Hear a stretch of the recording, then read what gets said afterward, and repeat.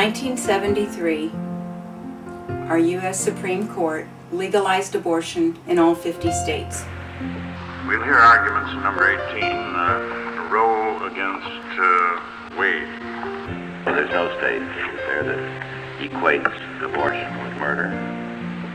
10 years later, President Reagan issued a proclamation to create a special day for us to focus on the sanctity of human life. Today is Sanctity of Human Life Sunday.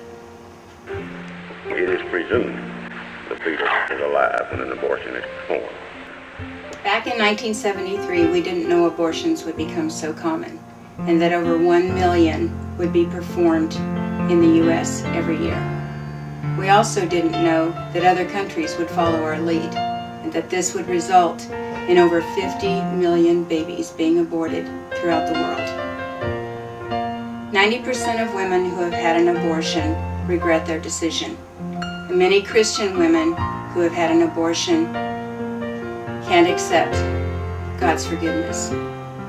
I know, because in 1973 I had an abortion.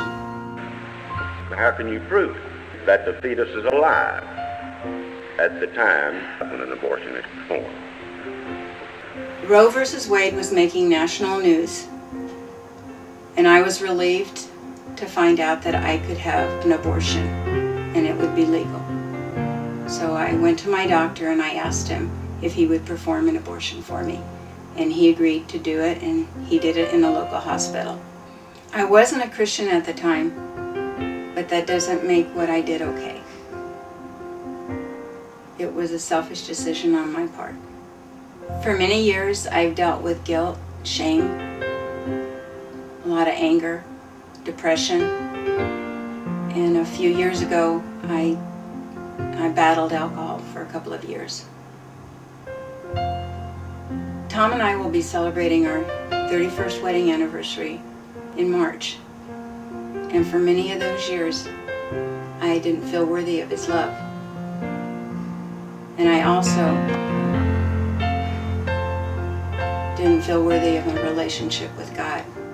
They have not shown me that there are not emotional problems that are very important resulting from an abortion.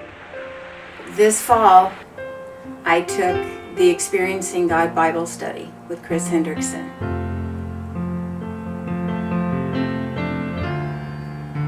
And during the study, like a couple of weeks before the study was over, I shared with the women in the Bible study that I'd had an abortion.